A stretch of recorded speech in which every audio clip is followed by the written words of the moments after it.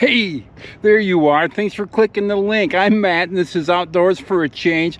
I'm out with my ultralight 2-pound test mono on it. I'm back at my favorite fishing hole. This is my favorite hole in the nearby lake near my home, and it is loaded with fish. At least it has been this year, the last couple times I've been here. So I'm out here again. I'm with my 2-pound test. I'm going to be throwing gulp minnows and little bobby garlands, maybe 1.5 inches. And also, like, I brought red worms, and I have a brand new reel out here. It was one that I bought for my medium light. I wasn't happy with the reel I had on it. I can't tell you what I had. I paid $100 for it. It was a red Dewa, but it had mono on it, and the mono and the memory on the mono was just driving me crazy. So I moved back to braid. Here's me doing that right now. All right, here's my new reel. Back in my man cave to put this on. I find it's a lot easier to do this in my man cave than it is on my kayak. Here's the exact reel I bought. It's a 1500.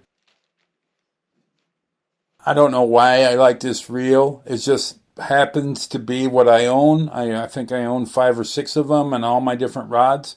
And yeah, I like it. And it's not that I do any saltwater fishing, but to be blunt, I made a mistake trying to use just mono this year. I forgot how much I hated mono. Before I put the braid on, though, I always like to put a little mono on as a backing. That gives like some traction for the braid to stick to the reel. Otherwise, it'll keep slipping. When I connect the mono to the braid, I'm using a double uni knot. It takes me a bit to do. I'm not going to show you how I do it. I'm probably doing it wrong. It's strong though. Then I'm putting the braid on. It's nothing to it. I like to use a bucket of water. I don't know if it's necessary, but I put the spool in a bucket of water, and supposedly that makes it come off right.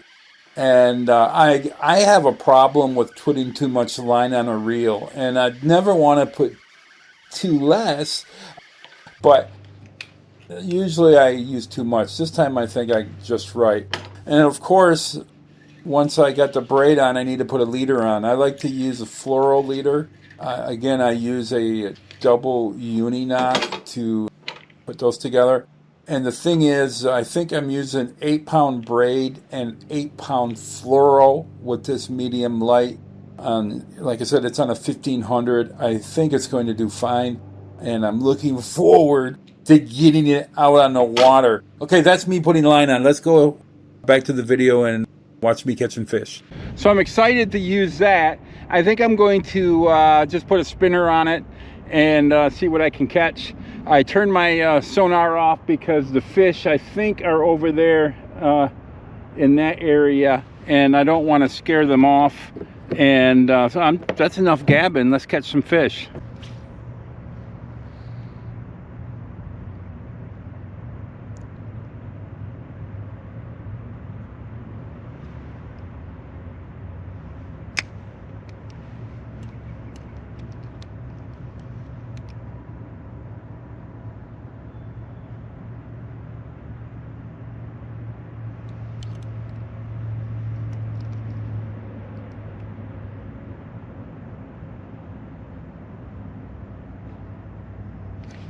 There's one. Oh yeah. Oh yeah. The camera's driving me crazy. There it is. I think they're still here.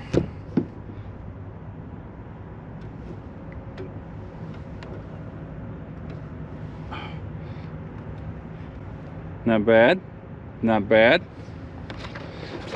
I'm gonna put them in my dry bag in ice. Turtles are starting to warm up, and I don't want them going after my floating basket. It's a pain when you get a bunch of snapping turtles harassing you, stalking you. They'll follow you all across the lake too.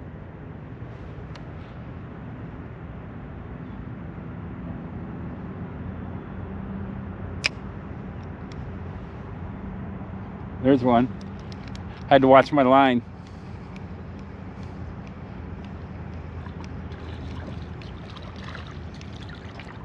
Oh yeah. Oh yeah.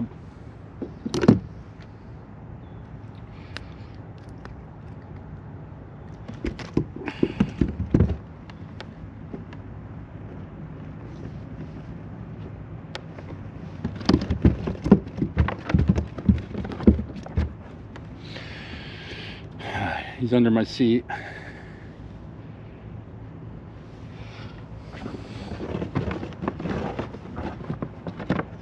Trying to escape. He's not going to get away. It's not going to work. I'd show him to you. There he is.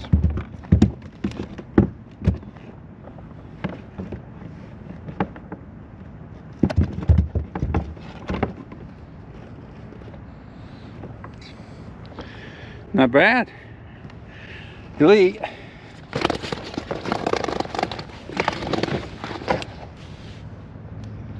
Oh, I tell you, I love this ultralight fishing.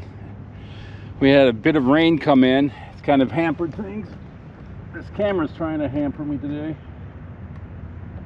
I'm gonna have to keep adjusting it, I see.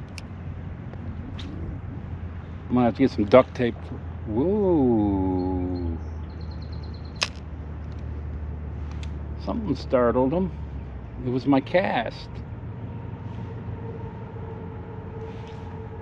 So it's about 14 foot deep. What I'm doing is just 1/64 ounce jig head. There's one. There it is. You didn't know you was caught at first. This way, dude. This way, dude. This way, dude. Anyway, well, I lost my lure. No, I didn't.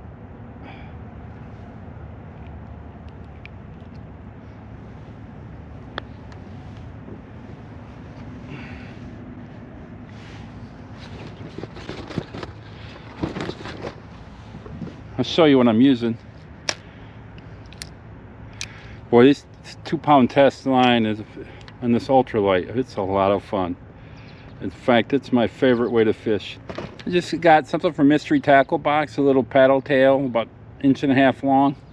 Like I said, 1/64 ounce jig head. And I just cast into about 14 foot deep of water and let it sink. And watch the line too. I think I already got one. Nope. Then I'll let it pop, let it drop. Here's one. No.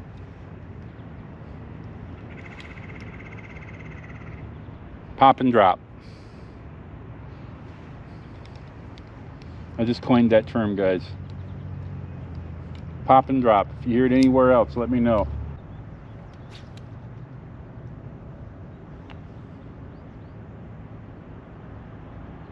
The trick is to be patient with the drop. It's only 14 foot and I'm still getting impatient and starting to reel in too soon. No. And if you're fishing 20 foot, 30 foot of water or deeper, it gets a little bit tiresome waiting for it to drop.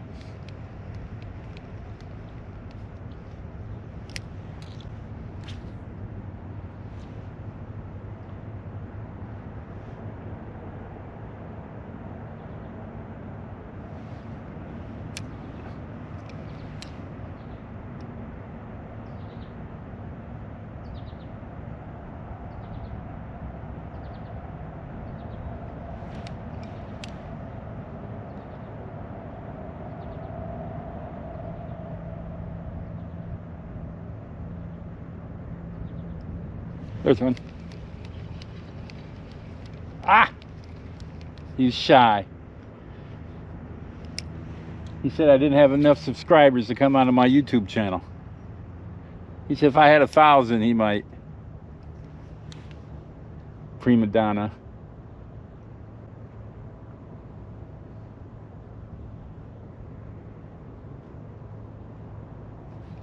There we go. Just watch the line. Oh yeah. Dude's putting on a show. Oh yeah. Oh yeah. Biggest one of the day.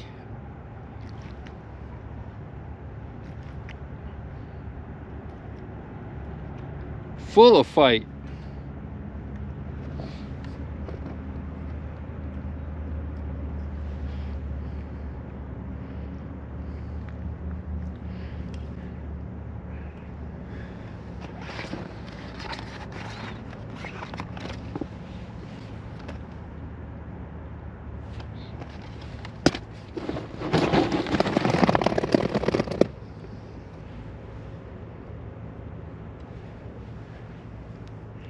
I think he just realized that he's caught by somebody with the Catch and Cook channel.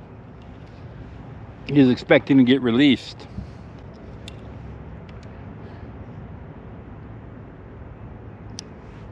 The thing is, when it's dropping, being patient, waiting for it to drop, also watching your line as it drops.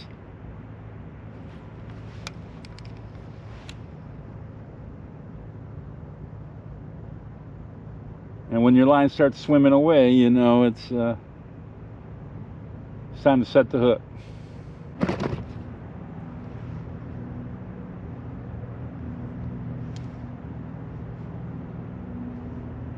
Well, I watched that sink. That took a long time.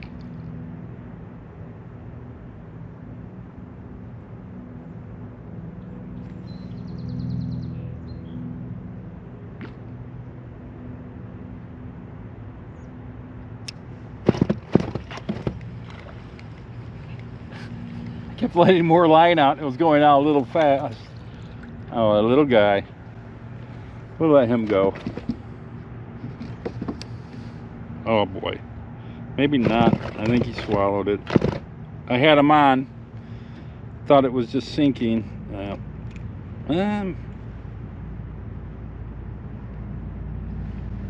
Good luck, buddy.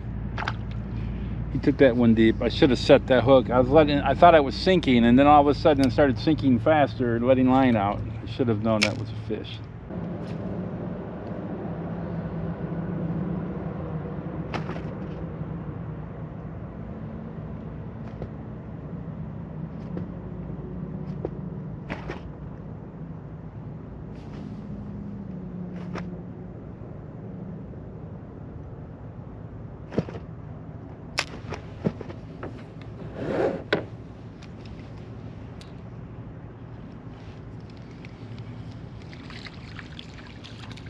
Little guy. Didn't even feel him on there.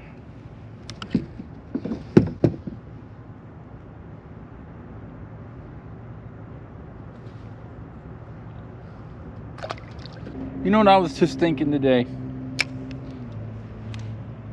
Today is an awesome day to be alive.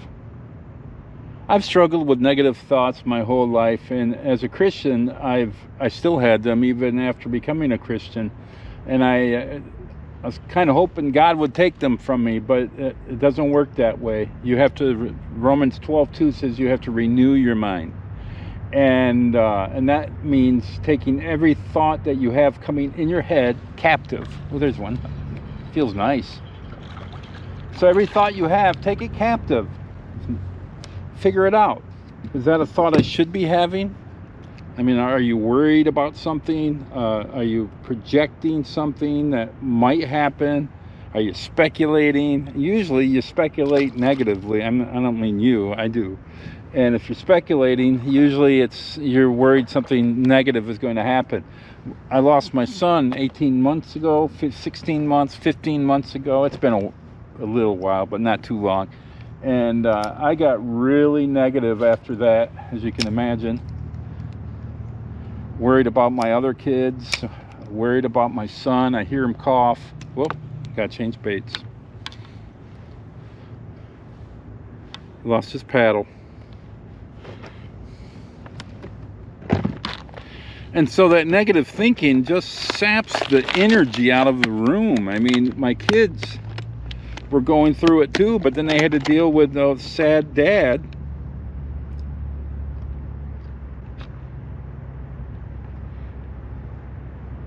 I think I'll try these little Bobby Garlands. I'll show you.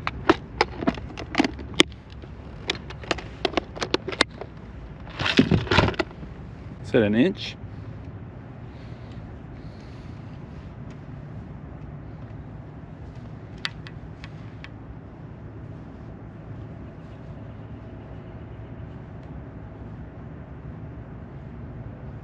They were liking that white little paddle tail. Maybe they'll like this too. I would if I was them. Anyway, getting back to positive thinking.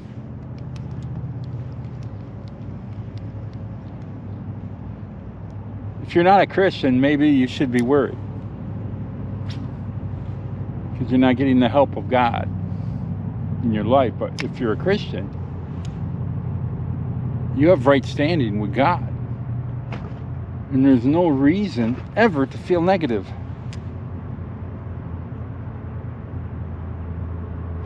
Because the God who created everything is in your corner. So that's why I'm saying today is a great day to be alive. I'm not going to worry about anything. Telling myself it's a good day. Mind over matter. It's going to be a good day. I'm blessed, and I will continue to be blessed because God loves me.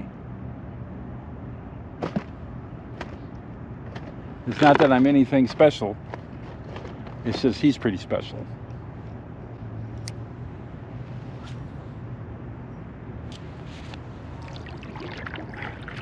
So day one of thinking positive. It's a great day to be alive.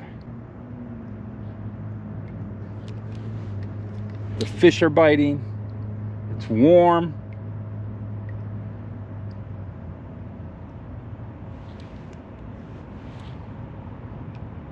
I'm not watching the news.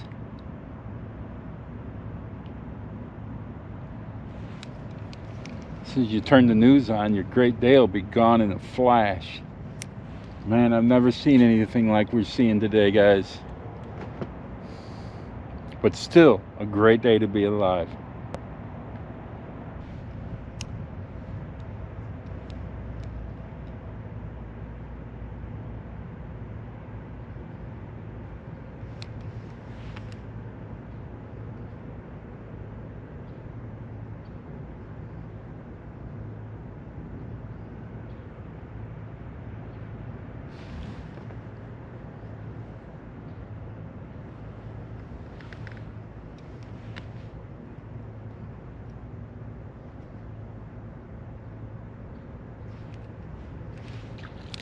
Yeah!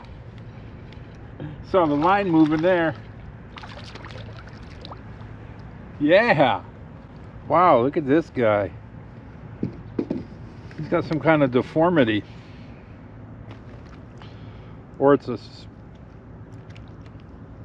battle wound.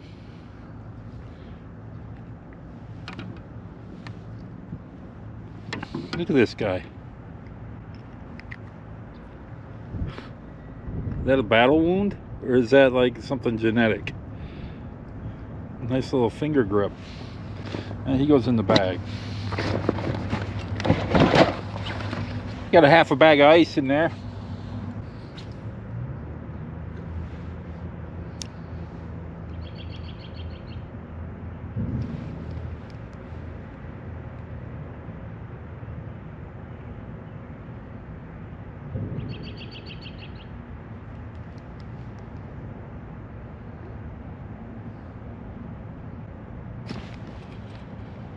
I got him. Feels good, yeah. Oh yeah. I wasn't gonna miss him. I can see the line there.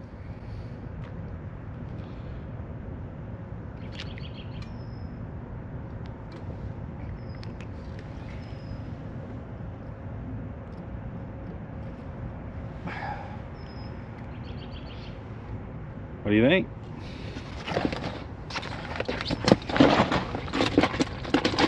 Try and get a bag of fish. I like that.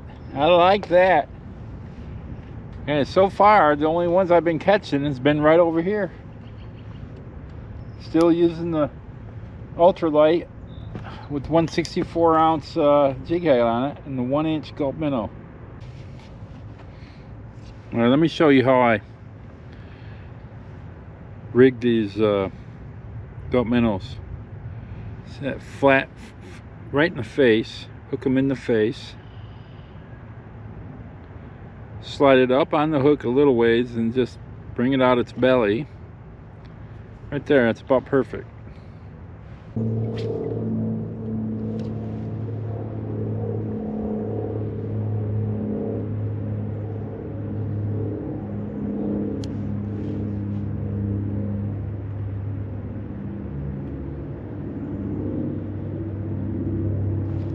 There it is. That line took off slow. Another nice one. Probably the biggest one of the day. Had to work for him.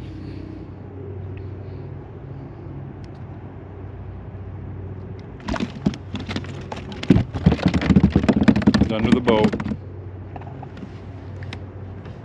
I mean, he's under my seat. No, he can stay there.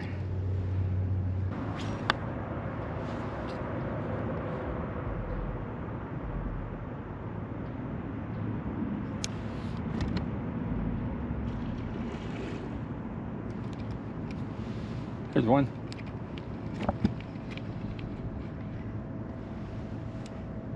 Man, you don't want to come up.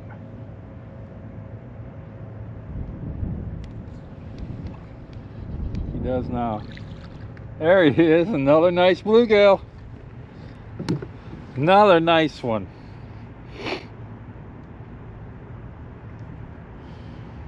Might be the biggest one of the night.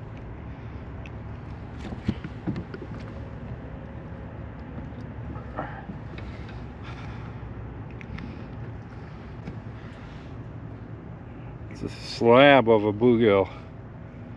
Out in the ice bag he goes.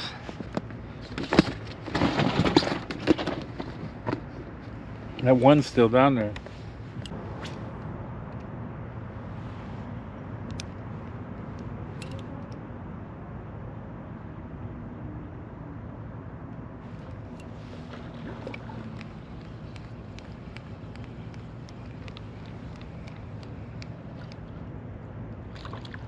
Huh. Thought I was getting a bite.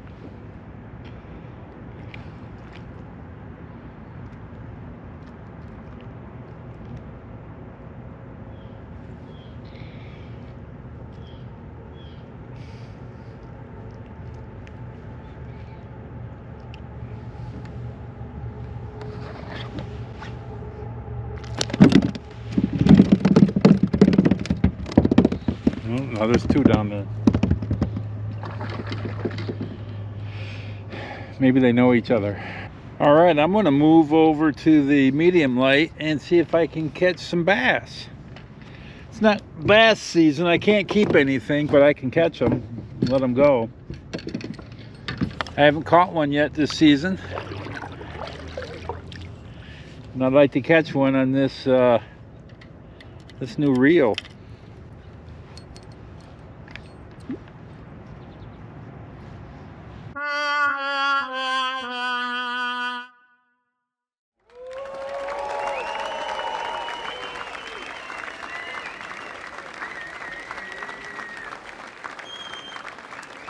All right, normally I don't show cleaning the fish, but I did these bluegill different, and I want to show you. It makes the top shoulder boneless, and I saw it in a YouTube video. First thing I do, as always, I scale the fish. I'm using a scaler, but you can use a spoon or back of your knife. It doesn't matter. Somebody bought me this scaler in my family, so I use the scaler. I've been using it for a long time. And once I have the fish scaled, I just cut the head off. I'm using an electric knife because, well, I like the electric knife. And also, it's a bit of a mess. Their intestines were just filled to all of them. All of their intestines were full. and I don't want to show you any of that.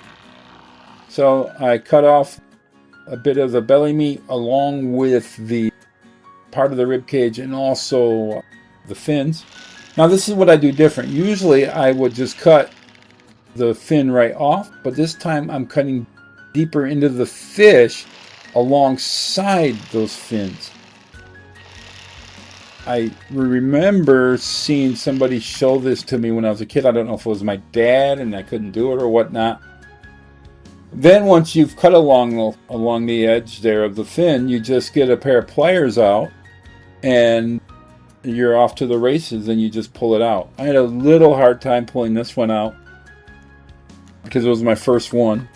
But look at the bones. They just come right out. I didn't cut along the entire edge of the fish, so I was having problems here getting that final piece out. But none of the other fish took that long. It's something that you can learn really fast. And the cool thing about it, like I said, it makes that top shoulder of the bluegill or our sunfish boneless. And if you have eaten sunfish, you know there's a lot of meat up there. So that's a really big deal. But that's how I did that, and here's the fish. Hey, thanks for making it this far into the video. I really appreciate it. I have a young channel, and every minute that you watch helps it grow. And if you can consider giving me a like or even subscribing, that would help my young channel out even more. But I appreciate you getting this far into the video. And I'm shooting the outro here in my man cave today because I forgot to do it on the water. Well, I was going to do a catch and cook, and I decided that I've had fish enough times the last couple of weeks that I'm just going to give this fish to Mom, so I'm going to do the outro here. I did want to show you how I cleaned the fish though. I'm going to wait to hear from her to see how she thought of the fish eating them, and I'll let you know how it turned out. But it looks like a pretty cool way to get that top fin out of that big hunk of meat that's on top of those bluegill. But thank you for getting this far into the video. I appreciate you, and I'll see you in the next video.